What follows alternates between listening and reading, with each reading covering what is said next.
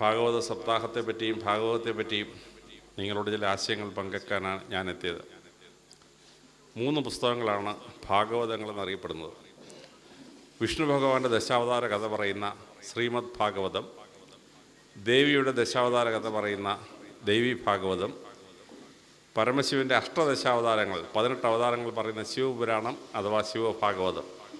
ഈ 3 ഗ്രന്ഥങ്ങളെയാണ് ഭാഗവതങ്ങൾ എന്നറിയപ്പെടുന്നത്. ഭഗവാന്റെയും ഭഗവതിയുടെയും കഥകൾ പറയുന്ന പുസ്തകങ്ങൾ. അപ്പോൾ എന്താണ് ഒരു ഭാഗവതം?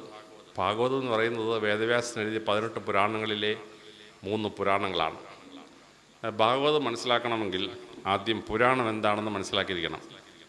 പുരാണം എന്താണെന്ന് വേദവ്യാസൻ കൃത്യമായി നിർവചിച്ചിട്ടുണ്ട്. സർഗഞ്ച പ്രതിസർഗഞ്ച വംശോ മന്വന്തരാണി വംശാനുചരിതം ചൈവ പുരാണോ പഞ്ചലക്ഷണം. പുരാണത്തിൻ്റെ 5 ലക്ഷണമാണ്. സർഗഞ്ച, ഈശ്വരൻ എന്തൊക്കെയാണ് ഈ ഭൂമി സൃഷ്ടിച്ചത്? ഈശ്വരൻ ഹിമാലയ പർവ്വതം ഉണ്ടാക്കി, പസഫിക് സമുദ്രം ഉണ്ടാക്കി, സസ്യശ്യാമളമായ കേരളത്തെ ഉണ്ടാക്കി. അങ്ങനെ ഈശ്വരൻ സൃഷ്ടിച്ച ഒരുപാട് കാര്യങ്ങൾ. പ്രതിസർഗഞ്ച, ഇതുകൂടാതെ മനുഷ്യൻ എന്തെല്ലാമാണ് സൃഷ്ടിച്ചത്? മനുഷ്യൻ ഹസ്തഭ്രമണം പണിഞ്ഞു, മനുഷ്യൻ ഇന്ദ്രപ്രസ്ഥം പണിഞ്ഞു, മനുഷ്യൻ ദ്വാരക പണിഞ്ഞു. അങ്ങനെ ഒരുപാട് കാര്യങ്ങൾ മനുഷ്യൻ പണിഞ്ഞു. പ്രതിസർഗഞ്ച. വംശോ, പുരാണത്തിൽ ഒരാളുടെ പേര് പറഞ്ഞാൽ ആ ആളിൻ്റെ വംശപരമ്പരയിഞ്ഞ് വരും. രാമായണത്തിൽ ശ്രീരാമചന്ദ്ര ഭഗവാന്റെ പേര് പറഞ്ഞാൽ ബ്രഹ്മാവിൻ്റെ വംശപരമ്പരയിൽ 5ാമതായി വരുന്ന വൈശ്വതമനുവിൻ്റെ വംശപരമ്പരയിലെ വീണ്ടും 5ാമനായി വരുന്ന ഇക്ഷ്വാകുവിൻ്റെ വംശപരമ്പരയിലെ ഗംഗാദി ഭൂമിയിലേക്ക് കൊണ്ടുവന്ന പ്രസിദ്ധനായ ഭാഗീരഥൻ്റെ വംശപരമ്പരയിലെ സത്യരാജ് ചക്രവർത്തിയായിരുന്ന ഹരിശ്ചന്ദ്രൻ്റെ വംശപരമ്പരയിലെ ലോകത്തിൽ ആദ്യമായി സാറ്റലൈറ്റ് ഉണ്ടാക്കി ശൂന്യാകാശത്ത് പോയിരുന്ന ത്രിശങ്കുവിൻ്റെ വംശപരമ്പരയിലെ ദിലീപിൻ്റെ വംശപരമ്പരയിൽ രഘുവിൻ്റെ വംശപരമ്പരയിലെ അജൻ്റെ മകൻ ദശരഥൻ്റെ മകൻ ശ്രീരാമേന്ദ്രൻ. 42 തലമുറ ഒറ്റ വരവണിഞ്ഞ് വരും. ഇത് പുരാണങ്ങളുടെ വലിയൊരു പ്രത്യേകതയാണ്. അതാണ് വംശോ. പിന്നെ മന്വന്തരാണി. ലോകത്തിൽ 14 മന്വന്തരങ്ങളാണ് എന്ന് ഭാഗവതം പറയുന്നു. ബംഗാളിൽ എഴുതപ്പെട്ട ഭാഗവതത്തിൽ 71 മന്വന്തരങ്ങളുണ്ടെന്ന് പറയുന്നു. പക്ഷേ ഹിന്ദുമത എൻസൈക്ലോപീഡിയ 14 മന്വന്തരങ്ങളാണ് അംഗീകരിച്ചിട്ടുള്ളത്. അതിൽ 7ാമത്തെ മന്വന്തരമാണ് വൈശ്വത മന്വന്തരം. വൈശ്വതൻ എന്ന് പറഞ്ഞാൽ സൂര്യഭഗവാന്റെ സോളാർ സിസ്റ്റത്തിൽ മനുഷ്യൻ ജീവിച്ചിരിക്കുന്ന കാലഘട്ടം. ഈ വൈശ്വത മന്വന്തരത്തിലെ കലിയുഗത്തിലാണ് ഞാൻ ജീവിക്കുന്നത്. മനുഷ്യൻ ഈ ഭൂമിയിൽ ജീവിക്കാൻ ഏറ്റവും ബുദ്ധിമുട്ടുള്ള കാലമാണ് വൈശ്വത മന്വന്തരത്തിലെ കലികാലം. ഗ്രഹപ്പഴയ്ക്ക് ഞാനും ആ സമയത്ത് ധരിച്ചിരിക്കുകയാണ്. ഈ കലികാലം കഴിയുമ്പോൾ വീണ്ടും കൃതയുഗത്തിലേക്ക് പോകും. അപ്പോൾ ലോകത്തിലെല്ലാവരും ലീനിയർ ഹിസ്റ്ററിയാണ് എഴുതുന്നത്. BC, AD, old age, middle age, scientific എന്ന് എഴുതി. ഹിന്ദുക്കൾ മാത്രമാണ് സൈക്ലിക്കൽ ഹിസ്റ്ററി ആദ്യമായിട്ട് എഴുതുന്നത്. കൃതത്രേതാപരക്കൽ കഴിഞ്ഞ് വീണ്ടും കൃതയുഗത്തിൽ പോയി ഇങ്ങനെ കറങ്ങിക്കൊണ്ടിരിക്കുകയാണ് സൈക്ലിക്കൽ ഹിസ്റ്ററി. അപ്പോൾ ഈ വൈശ്വത മന്വന്തരം കഴിഞ്ഞ് എന്ത് സംഭവിക്കും? അടുത്ത മന്വന്തരം സോളാർ സിസ്റ്റത്തിലല്ല. വേദവ്യാസൻ പറയുന്നു തൃക്കേട്ട നക്ഷത്രം, റാസ അൽഗതി എന്ന നക്ഷത്രം സമൂഹത്തിലാണ് ഇനി മനുഷ്യൻ ഉണ്ടാവാൻ പോകുന്നത്. അപ്പോൾ ഈ 14 മന്വന്തരങ്ങളുടെ കഥ, 96 കോടി വർഷങ്ങളുടെ കഥ, അതാണ് മന്വന്തരാണി എന്ന് പറയുന്നത്. അത് കഴിഞ്ഞാൽ വംശാനുചരിതം. ഒരു വംശം എങ്ങനെയാണ് രൂപാന്തരപ്പെട്ട് അടുത്ത വംശമാകുന്നത്? ഋഗ്വേദത്തിലെ പ്രസിദ്ധനായ രാജാവാണ് സുദാസ്. അദ്ദേഹം ഭരതകുലത്തിലെ രാജാവായത്. അദ്ദേഹം ദാസറാജ്ഞ യുദ്ധത്തിൽ പൂരു രാജാവിനെ പരാജയപ്പെടുത്തി ആ പൂരുവിൻ്റെ മകളെ വിവാഹം കഴിച്ചു. അങ്ങനെ ഭരതകുലവും പൂരുകുലവും കൂടെ ചേർന്നപ്പോൾ അത് കുരുവംശമായി. ആ കുരുവംശത്തിലാണ് പാണ്ഡുവും ധൃതരാഷ്ട്രമൊക്കെ വന്നത്. ആ പാണ്ഡു കുന്തിദേവിയെ കല്യാണം കഴിച്ചപ്പോൾ അത് കുരു യദു രാജവംശമായി. പിന്നെ പാഞ്ചാലി വന്നപ്പോൾ അത് കുരു യദു പാഞ്ചാലി രാജവംശമായി. പക്ഷേ പാഞ്ചാലിയുടെ മക്കളെല്ലാം യുദ്ധത്തിൽ കൊല്ലപ്പെട്ടു. പിന്നെ വിരാട രാജകുമാരൻ്റെ സന്തതി പരമ്പരയിലൂടെയാണ് അഭിമന്യുവിൻ്റെയും പരീക്ഷത്തിൻ്റെയൊക്കെ വംശപരമ്പര വരുന്നത്. അതുകൊണ്ട് ആ കാലം എത്തിയപ്പോഴേക്കും അത് കുരു യദു പാഞ്ചാല വിരാട രാജവംശം രൂപാന്തരപ്പെട്ടു.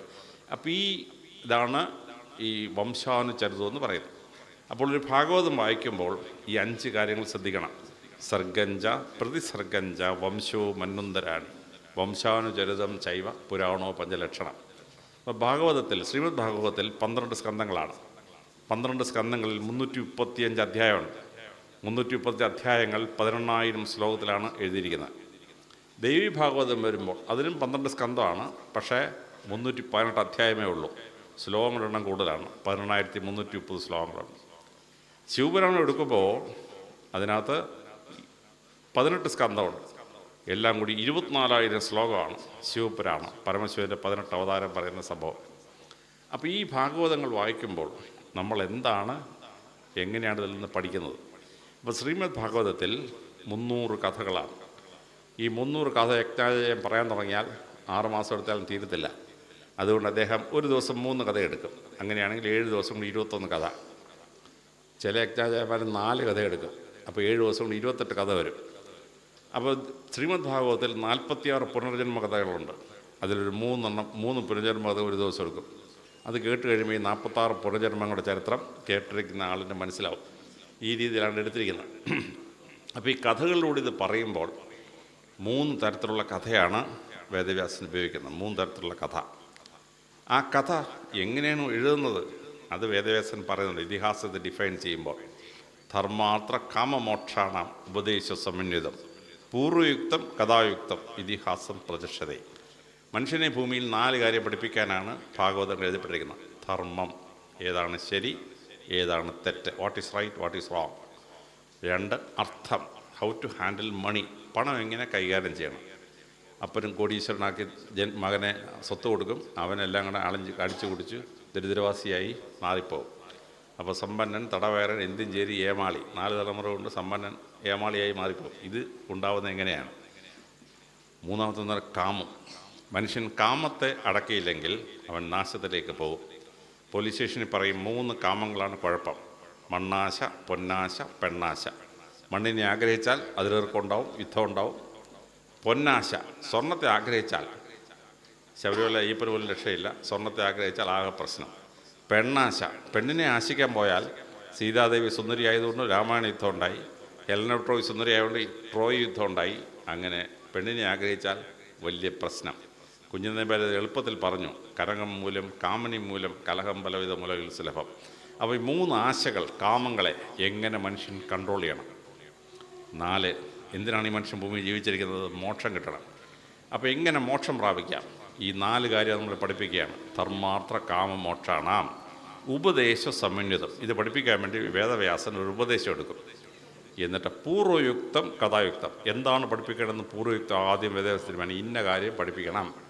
അപ്പോൾ പൂർവയുക്തം തീരുമാനിച്ചു കഴിഞ്ഞാൽ കഥായുക്തം, യുക്തമായൊരു കഥ കൂടെ ചേർക്കും. അതാണ് ഇതിഹാസം അല്ലെങ്കിൽ പുരാണം എന്ന് പറയുന്നത്. അപ്പോൾ ധർമാർത്ഥ കാമമോക്ഷാണ് ഉപദേശ സമന്വിതം പൂർവയുക്തം കഥായുക്തം ഇതിഹാസം പ്രചക്ഷതേ. അപ്പോൾ ഈ കഥ എഴുതുമ്പോൾ പുരാണത്തിൽ 3 തരം കഥകളുണ്ടാവും. 1 മിത്താണ്, ഭൂമിയിൽ നടക്കാത്ത ഒരു സാങ്കല്പിക കഥ. അത് സാങ്കല്പിക കഥയാണെന്ന് വേദവ്യാസൻ ഫസ്റ്റ് സെൻറ്റൻസ് നമ്മളെ മനസ്സിലാക്കിയിരിക്കും. രാജാവ് പോയി 10,000 കൊല്ലം തപസ്സിരുന്നു. 100 കൊല്ലം ആയുസ്സുള്ള ഒരുത്തം 10,000 കൊല്ലം തപസ്സിരിക്കാൻ പറ്റുമോ? എന്തിനാണ് വേദവ്യാസൻ പറയുന്നത്? ഇത് നടന്നിട്ടില്ല, ഭൂമി നടക്കാത്ത സംഭവമാണ്. രാജാവിന് ബ്രഹ്മാവ് വരം കൊടുത്തു. അതിനുശേഷം രാജാവ് 27,000 കൊല്ലം നാട് ഭരിച്ചു. ആർക്കെങ്കിലും 27,000 കൊല്ലം നാട് ഭരിക്കാൻ പറ്റുമോ? എൽസൂദ്രാക്കി 74 കൊല്ലം ഭരിച്ചു. എന്തിനാണ് വേദവ്യാസൻ പറയുന്നത്? മനുഷ്യ, ഇത് ഭൂമി നടക്കാത്ത സംഭവമാണ് എന്ന് കാണിക്കാൻ വേണ്ടിയാണ്. അതാണ് മിത്ത് എന്ന് പറയുന്നത്, മിത്ത്. 2ാമത് വേദവ്യാസൻ ചെറുകഥ എഴുതും. ചിത്രകേതു എന്നൊരാൾ 1 കോടി സ്ത്രീകളെ കല്യാണം കഴിച്ചു. ആർക്കെങ്കിലും 1 കോടി സ്ത്രീയെ കെട്ടാൻ പറ്റുമോ? ഒരു സ്ത്രീയെ കെട്ടണമെങ്കിൽ താലി കെട്ടി, ഹാരവിട്ട്, കുരവയിട്ട്, മന്ത്രകോടി കൊടുത്ത്, അഗ്നി വീട്ട് 3 വലവും വെച്ച് സദ്യ കൊണ്ട് എഴുതേക്കണമെങ്കിൽ 3 മണിക്കൂർ പോകും. 1 കോടി സ്ത്രീകളെ കല്യാണം കഴിക്കണമെങ്കിൽ 3600 വർഷം ഈ പഹയൻ കല്യാണം മാത്രം കഴിച്ചുകൊണ്ടിരിക്കണം. 1 കോടി സ്ത്രീകളുടെ ജീവിതം പാഴാക്കിയ റാസ്കലിനെ വെടിവെച്ച് കൊല്ലേണ്ട റാസ്കലാണ്. എന്തിനാണ് വേദവ്യാസൻ കഥ പറയുന്നത്? 1-ലേറെ സ്ത്രീകളെ കല്യാണം കഴിക്കാൻ പോയാൽ അവൻ എന്താണ് ഈ ഭൂമി അനുഭവിക്കാൻ പോകുന്ന ഗതികേട്, അത് മനസ്സിലാക്കാൻ വേണ്ടി ചിത്രകേതുവിൻ്റെ കഥ ശ്രീമദ് ഭാഗവതത്തിൽ ചേർത്തിരിക്കുകയാണ്. അത് ഷോർട്ട് സ്റ്റോറിയാണ്. ഷോർട്ട് സ്റ്റോറി അങ്ങനെ മനസ്സിലാക്കണം. 3ാമത്തെ കഥകൾ ചരിത്രമാണ്. രാമായണത്തിൽ ശ്രീരാമേന്ദ്ര ഭഗവാൻ ദശരഥൻ്റെ മകനായി. ദശരഥന് 39 വയസ്സുള്ളപ്പോൾ ജനിച്ചു. ശ്രീരാമേന്ദ്ര ഭഗവാന് 18 വയസ്സായപ്പോൾ യുവരാജാവായി വാഴിക്കാൻ തീരുമാനിച്ചു. അപ്പോൾ കൈകേയി പ്രശ്നമുണ്ടാക്കി. അങ്ങനെ അദ്ദേഹം വനവാസത്തിന് പോയി. 18 വയസ്സ് തൊട്ട് 32 വയസ്സ് വരെ 14 വർഷത്തെ വനവാസത്തിൽ രാവണനെ കൊന്ന് സീതാദേവി വീണ്ടും തിരിച്ചു വന്നു. 32ാമത്തെ വയസ്സ് ശ്രീരാമൻ ഭരണം ഏറ്റെടുത്തു. പിന്നെ 27 കൊല്ലം ഭരിച്ചു. 59 വയസ്സ് വരെ ഭരിച്ചു. 60ാമത്തെ വയസ്സിൽ ഷഷ്ഠപൂർത്തി എത്തിയപ്പോൾ യമൻ വന്ന് യമനുമായിട്ട് വഴക്കുണ്ടായി. അവസാനം സരയൂ നദിയിലെ ജലസമാധിയിലൂടെ ശ്രീരാമേന്ദ്ര ഭഗവാൻ വിഷ്ണുലോകത്തേക്ക് തിരിച്ചുപോയി. അപ്പോൾ 60 വർഷം ഈ ഭൂമിയിൽ ജീവിച്ചിരുന്ന, ഇന്ത്യയിൽ ജീവിച്ചിരുന്ന ഒരു രാജാവിൻ്റെ കഥയാണ് ശ്രീരാമേന്ദ്ര ഭഗവാന്റെ കഥ. അപ്പോൾ ഏതാണ് മിത്ത്, ഏതാണ് ഷോർട്ട് സ്റ്റോറി, ഏതാണ് ഹിസ്റ്ററി, ഇത് മനസ്സിലാക്കിയെങ്കിലേ ഭാഗവതം മനസ്സിലാവത്തുള്ളൂ, പുരാണം മനസ്സിലാവുള്ളൂ.